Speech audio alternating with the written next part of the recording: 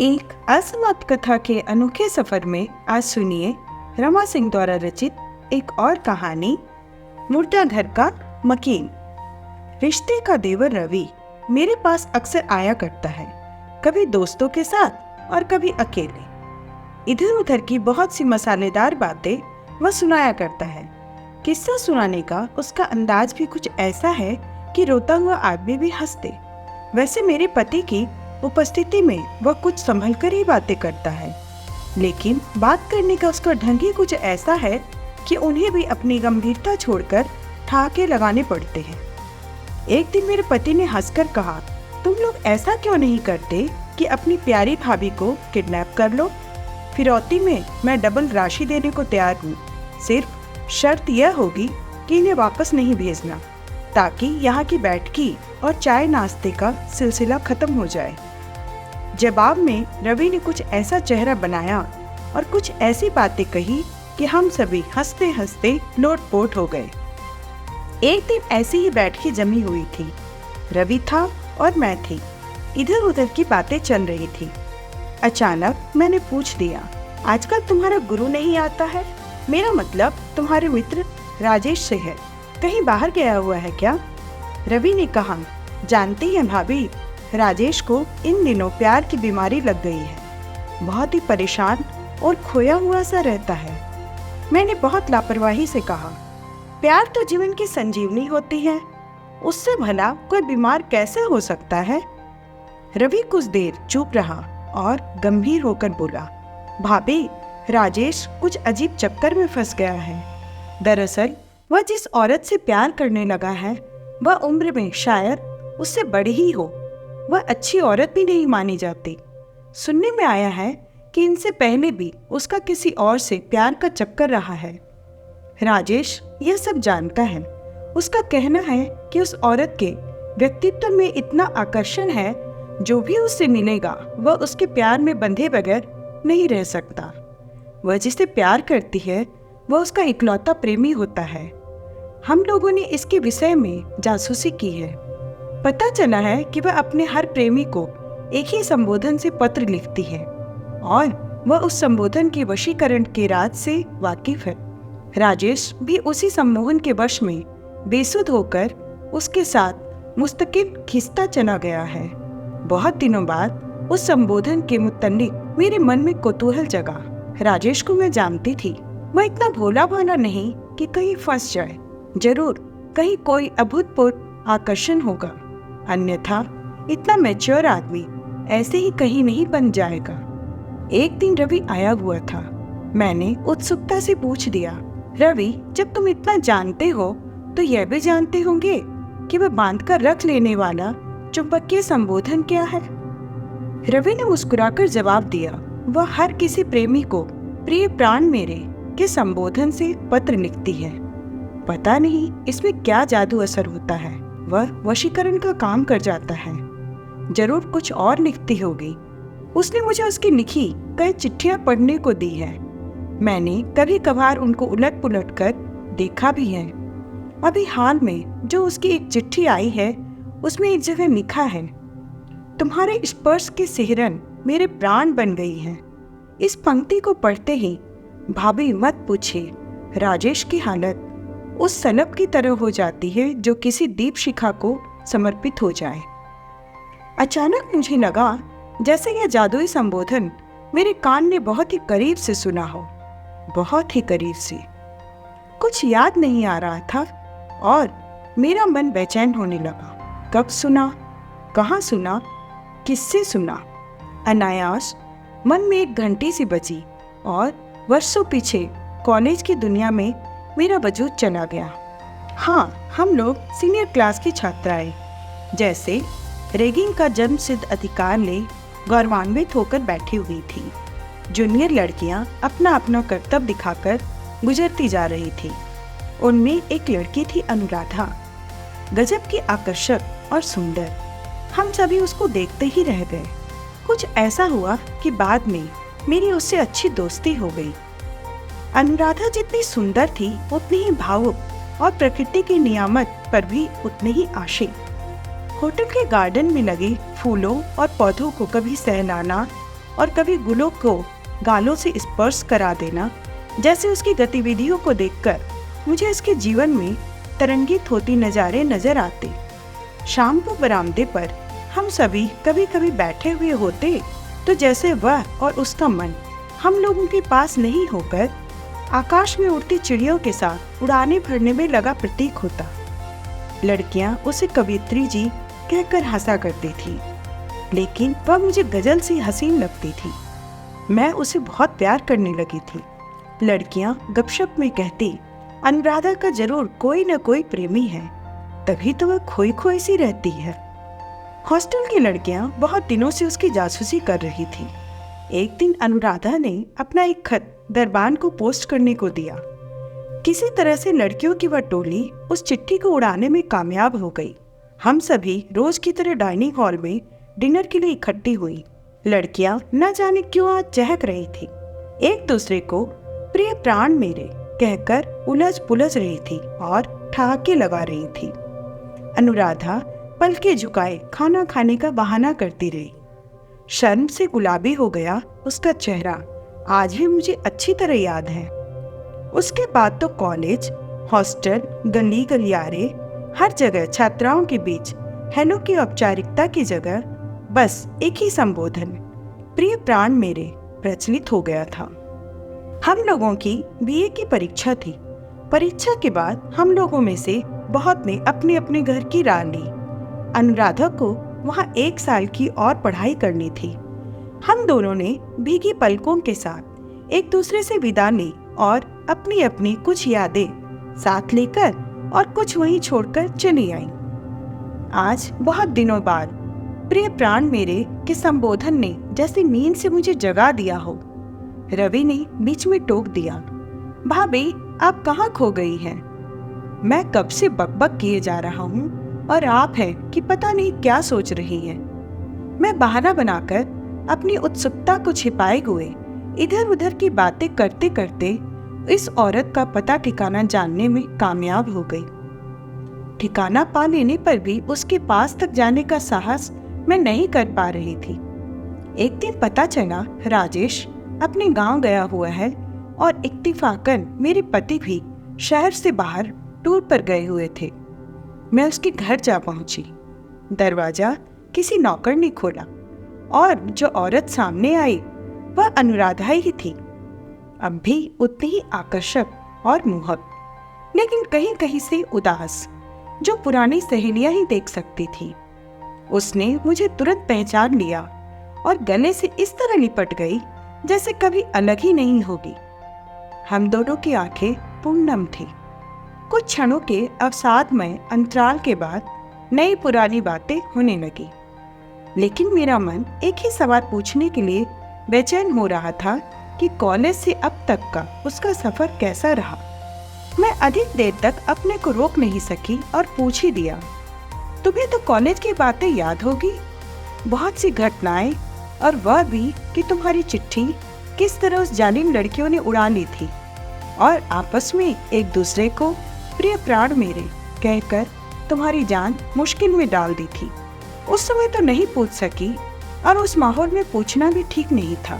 बताओ किसे लिखा करती थी इतने प्यार से कि उसके संबोधन भर से हॉस्टल का कोना कोना गुंजायमान रहने लगा था और लड़कियां रोमांटिक मूड में दीवारों पर कविताएं लिखा करती थी। अचानक वह गंभीर और उदास हो गई। उसकी आंखों में आंसू दबा दे गए और मैं पछतावे में थी कि अनजाने में मैंने यह कैसा गुनाह कर दिया। बहाना बनाकर वह कुछ देर के लिए अंदर चली गई और बाद में सहज होकर आई और बगल में बैठ गई। उदासी सने मन से मुस्कुराती हुई बोली, तुम्हें तो जरूर बताऊंगी, क्योंकि मेरे उस गर्मजोशी के दिनों की तुम अकेली आत्मीय गवाह हो। वह मेरा प्रेमी अमित था, जिसे मैं बेहद चाहती थी। उन दिनों होती तो मैं तुम लोगों के साथ थी, लेकिन मेरा मन उसके पास हुआ करता था। लड़कियां जो मुझे बनाया करती थी, मुझे वह सब बुरा नहीं लगता था। पत्र के संबोधन प्रिय प्राण मेरे में मेरा जमीर रहता था और उसके शब्द में हर सांस की सांकल बजती थी। कितने अच्छे दिन थे वे। चिट्ठियों का आना जाना, चोरी चोरी मिलना बिछुड़ना। मैं उसकी प्यारी प्यारी बातों से अपने को सजाए संवारने ऐसे जी रही थी जैसे दुनिया का बेहतरीन सुख हासिल कर लिया हूँ। बीए पास करते ही अमित से मेरी शादी हो गई और उसके बाद से ही यातना गृह की मेरी कहानी शुरू हो जाती है। कुछ देर के बाद अनुराधा कहीं खो गई।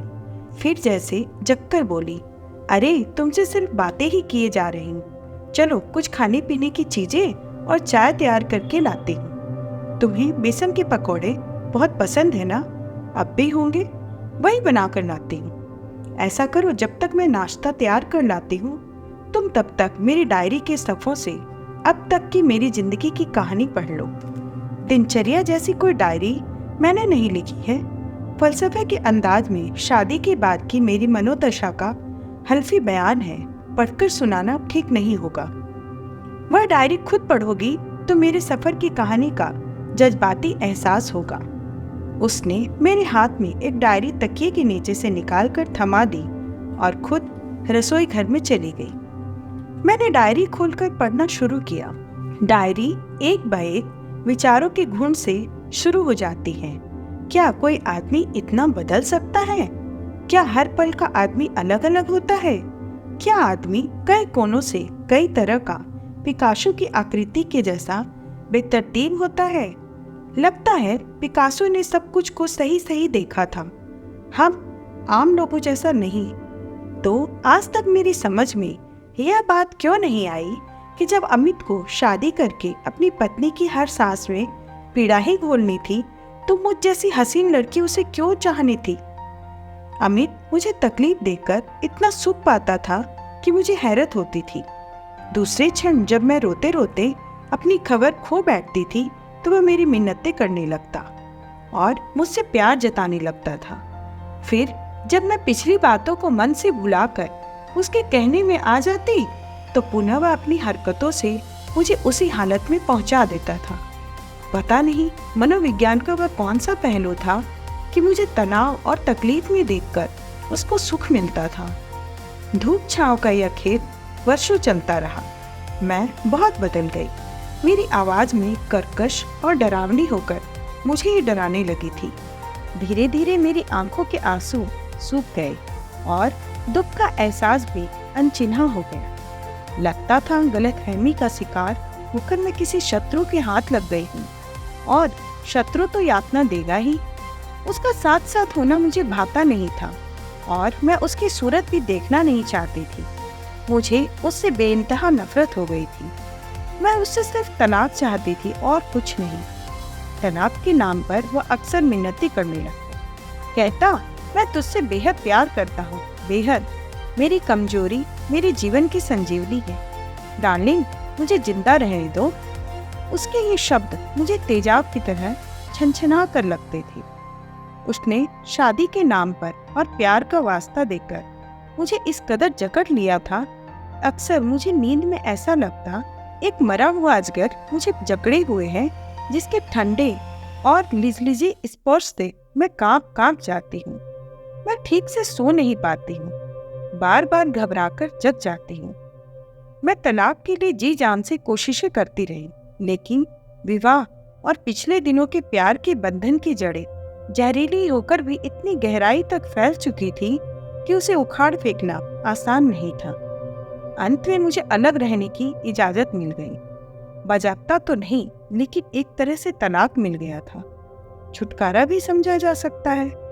मैंने ड्रेस डिजाइनिंग और होम डेकोरेशन का कोर्स कर रखा था, लेकिन मन और शरीर से इस काबिल नहीं रह गई थी कि स्वतंत्र रूप से अपना कोई काम करूं। मैंने किसी से मिलना जुलना भी छोड़ दिया था।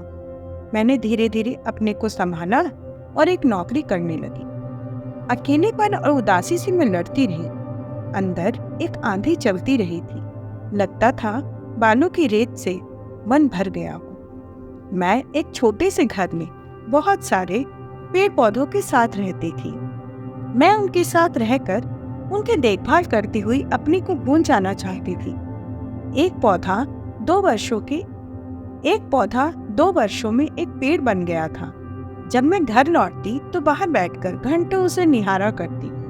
कभी कभी लगता यह पेड़ मेरे आने का इंतजार करता है। शायद इसको मेरी उदासी और अकेलेपन की खबर हो। मुझे लगता इस तरह अकेले अकेले पेड़ों से बतियाते हुए लोग देखकर मुझे पागल समझने लगेंगे। इस तरह बिना किसी हलचल के मेरे दिन ऐसे ही गुजर रहे थे। इसी बीच एक दिन मैं अपनी माँ के पास छुट्टियां गुजारने जा रही थी। ट्रेन से एक रात का सफर था। 3 टायर स्लीपर में एक नॉवेल पढ़ते पढ़ते मैं सो गई। सुबह मैंने देखा मेरी किताब में एक कागज का टुकड़ा फंसा हुआ है। उत्सुकता से मैंने उसे खोलकर पढ़ा। लिखा था, देवी, इस लघु पत्र की ठिठाई के लिए क्षमा चाहता हूँ। मुझे लगा आप बहुत अधिक उदास और दुखी हैं कि आसपास बैठे सोए लोगों का एहसास भी आपको नहीं हो पा रहा। मैं आपके दुख को समझ सकता हूँ, क्योंकि वर्षों के अकेलेपन का जहर जो पी रहा हूँ। यदि मैं सही हूँ तो कृपया निम्न पते पर अपने विषय में जरूर लिखें। यदि इजाजत मिली तो मैं आपके अकेलेपन को बांटने की कोशिश करूँगा। आपका प्रतीक्षारत। उस कागज के टुकड़े को पढ़कर मैं अवाक रह गई थी। अंत में उसने किसी कविता की प्यार से सनीप 4 पंक्तियां भी लिख दी थी। यह तो फिल्मों जैसी बात हो गई। मैं लाख याद करने की कोशिश करती रही, लेकिन याद नहीं आ रहा था कि मेरे आसपास कौन बैठा था। अपने पर मुझे बहुत गुस्सा आया कि मैं अकेले जीवन जीने चली हूँ और आसपास से इतनी बेखबर। फिर मुझे लगा कोई होगा जो बहुत फिल्में देखता होगा और उसी की नकल कर गया। लेकिन कविता की वो 2-4 पंक्तियां मुझे बहुत अच्छी लगी थी। हो सकता है चोट खाया हुआ कोई कवि हृदय आदमी हो जो इस तरह अपने को हल्का कर गया। कागज के उस टुकड़े को मैंने वैसे ही किताब में रख दिया। कुछ देर बाद अगले स्टेशन पर बिना किसी बदलाव के उतर गई। यही गंतव्य स्टेशन था। इस घटना को बीते महीना गुजर गए। किताब वाले खत को मैं भूल चुकी थी। एक दिन सफाई करते वक्त अनायास फिर उस कागज के टुकड़े पर मेरी नजर पड़ी। फिर पढ़ना पड़ा। पता नहीं मन में क्या हुआ कि मैंने उस आदमी को उसके पते पर एक छोटा सा खत लिख दिया। प्रिय अपरिचित, आप उस रात अपने लघु पत्र के जरिए मेरे बारे में जानने को उत्सुक हुए थे। मैं आग लगे जंगल में रहती आई। उस जंगल की आग बुझाने में वर्षों का जीवन मैंने झुलसा लिया है। अब आग तो नहीं है, लेकिन चारों तरफ राख फैली हुई है। क्या उस राख में पौधे उग सकते हैं? फूल खिल सकते हैं? जीवन के दहलीज पर खुशियों से भरी जब मैं खड़ी थी तो मेरे प्रिय ने कुछ ऐसी चोट पहुंचाई, कुछ ऐसा सलूक किया कि मेरे मन में पीड़ा इतनी गहराई कि दूसरों का दुख भी अपना भोगा हुआ दुख लगने लगा। आपकी कविता सुखद अनुभूति दे गई, इसके लिए मैं शुक्रगुजार हूँ। कुछ दिनों के बाद नीले रंग के लिफाफे में उसकी एक चिट्ठी आई। चिट्ठी क्या थी? मोह लेते शब्दों की श्रृंखला। पढ़कर अचानक लगा जैसे मेरे आसपास अनेक रंग बिखर गए हों और मैं रंगों के इंद्रधनुषी लोक में अपनी सुध-बुध खो रही। इस तरह कई पत्र आते और जाते रहे और वह मुझसे मिलने की बेताबी का इजहार करता रहा।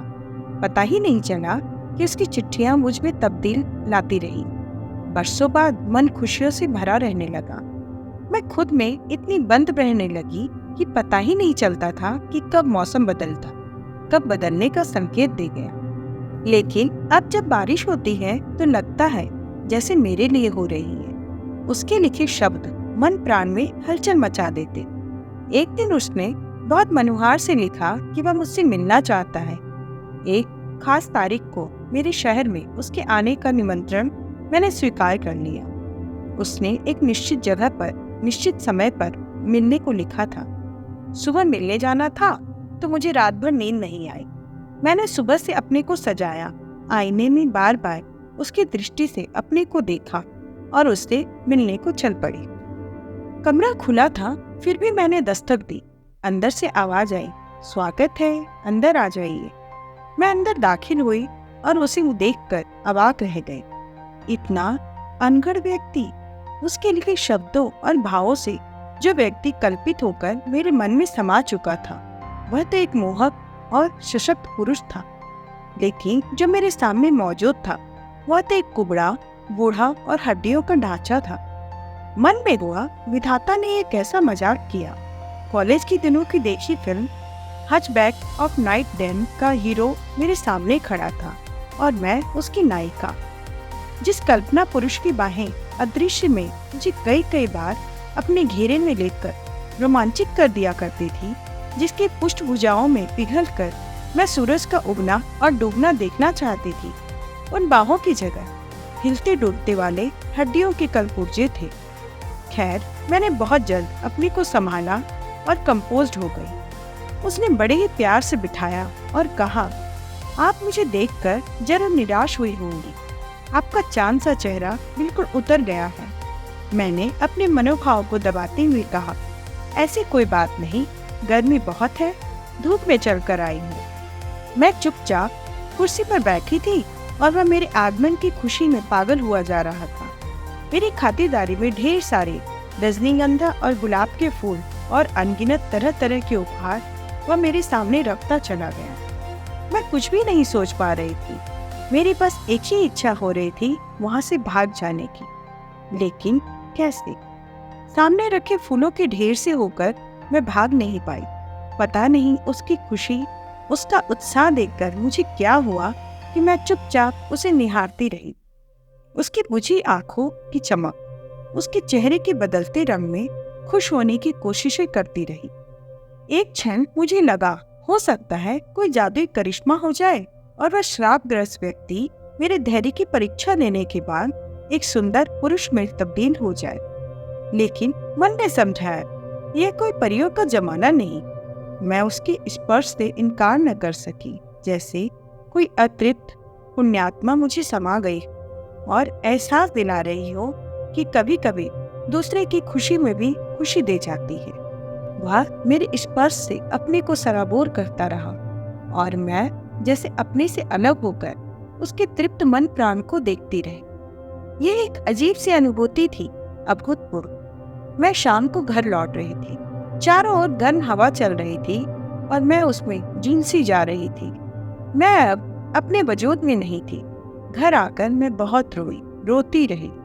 अमित को मैंने बहुत ही हकारत और नफरत से याद किया कि उसकी वजह से मैं किस अनजानी राह पर निकल पड़ी हूँ। मैं उसकी मनुहार पर दोबारा मिली और फिर मिली। लगता है अपने अकेलेपन को भुलाने की कोशिश में यह सब कुछ होता चला गया। मैं उससे बातें करती, उसके मन को सहलाया करती, लेकिन सच पूछो तो मैं उसे जी भरकर निहार नहीं पाती थी। उसके शब्द, उसका स्पर्श और सब कुछ मोहक नहीं होते हुए भी आत्मीय लगता था मैं उसमें अकेले कल्पना पुरुष की प्राण प्रतिष्ठा करके उसके संग का सुख उठा रही हूँ। कुछ दिनों के साथ जुटाकर वह वापस चला गया। उसकी चिट्ठियां और प्रेम पंगी कविताएं वैसे ही आती रही और मैं उनमें अपने को बहनाए रखने का प्रयास करती रही। चिट्ठियों के माध्यम से वह मुझसे शादी कर घर बसाने की मिन्नतें करता रहा, लेकिन मेरा मन उसके लिए बिल्कुल तैयार नहीं था। जीवन में पहली बार मुझे लगा, आत्मीय सौंदर्य चाहे कितना भी अहम स्थान रखता हो, शारीरिक सौंदर्य भी अपने मायने रखता है। मेरा मन उसकी ओर बढ़ना चाहता था और आंखें उसे कबूल करने को तैयार नहीं थी। अकेले तैरते तैरते थक तो मैं भी गई थी और एक किनारे की तलाश थी जहां मन प्राण को सुकून मिल सके। लेकिन एक पतझड़ के साथ मैं हमेशा के लिए अपने को बांध नहीं सकती थी। वह भला आदमी था, टुकड़ों में बिखरा भावुक व्यक्ति। मैं उसका समय बर्बाद नहीं करना चाहती थी। हो सकता है उसे कोई मिल जाए जो उसे समेट सके।